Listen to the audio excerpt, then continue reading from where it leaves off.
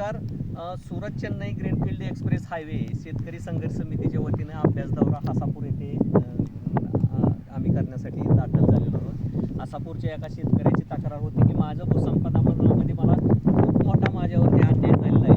तर सदर शेतकऱ्यांनी आज आपल्या आम्ही त्यांच्या अभ्यास दौऱ्यासाठी आलेलो असताना इकडे बाजूला सुरत चेन्नई ग्रीनफील्ड हायवेचं काम चालू आहे आणि हे हायवेचे काम चालू असताना शेतकऱ्यांनी खुद त्या डंपर आणि बुलडोझरला आडवं पडून ही स्वतःची जमीन वाचवलेली आहे.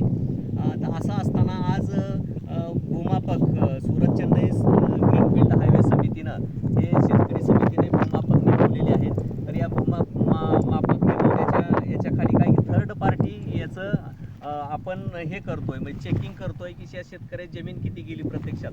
तर प्रत्यक्षात यांची जमीन भूसंपादनामध्ये फक्त 8 गुंठे 3D मध्ये दाखवलेलं आहे, पण प्रत्यक्षात यांची 82-83 गुंठे जमीन भूसंपादित झालेली आहे. तर या भूमापक आपल्याला शॉर्टमधील काय माहिती सांगतील, किती झाडं त्यांची गेलेली आहेत काय. दिनेशजी बोला, किती झाडं याच्यामध्ये तुम्हाला सध्या वास्तविक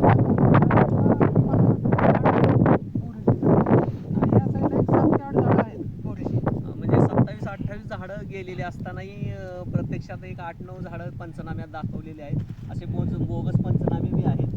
तर ही झाडं काही जळालेल्या अवस्थेमध्ये दिसून येत आहेत. स्वामी साहेब, तर याचं काय कारण आहे नेमके? लोकांना मुद्दाम होणं अधिकारी लोकांनी हे केलेलं आहे. मी अक्रोडवर हासापूर गावामधून बोलतो. हां प्रशांतय्या स्वामी. हां हां माझी जमीन 82-83 गुंठे गेलेले असताना माझ्या ह्याच्यामध्ये भूमापनामध्ये 8 गुंठे दाखवलेले आहेत आणि आमच्यावर अन्याय झालेला आहे आणि हे अन्याय सरकारने दूर करावा. याच्यासाठी या स्वामी जे आहेत ते उच्च न्यायालयामध्ये दादही मागितलेली त्यांनी आहे. आणि ह्या प्रत्यक्ष स्थिती अशी बघितलेली असताना अनेक शेतकऱ्यांचे खूप मोठ्या प्रमाणामध्ये नुकसान झालेले आहेत. खरं पाहता शेतकऱ्याच्या जे छत्रपतींचं जे वाक्य आहे की शेतकऱ्यांच्या गवताच्या काडीत सुद्धा हात लागला नाही पाहिजे आणि जरी लागला तरी त्याची नुकसान भरपाई मिळाली पाहिजे.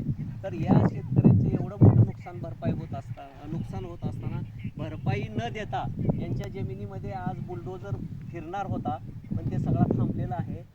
तर हे सगळे कोर्टात गेल्यामुळं तर तसं त्यांची जमीन त्या पाठीमागच्या बाजूला त्यांची विहीर पण आहे. विहिरीचं हे बागायत क्षेत्र आहे. बागायत क्षेत्र असे जिरायत दाखवल्यामुळं या शेतकऱ्याचं खूप मोठ्या प्रमाणात नुकसान झालेलं आहे. निम्म्यानेच याला मावेजा मिळालेला आहे. तर अशा प्रकारचं शेतकऱ्याची व्यथा आहे. आणखी खूप मोठी व्यथा वेळेअभावी इथं मांडता येत नाही.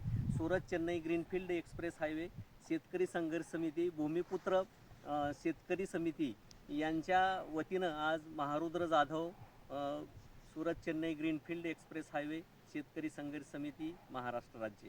जय हिंद, जय महाराष्ट्र.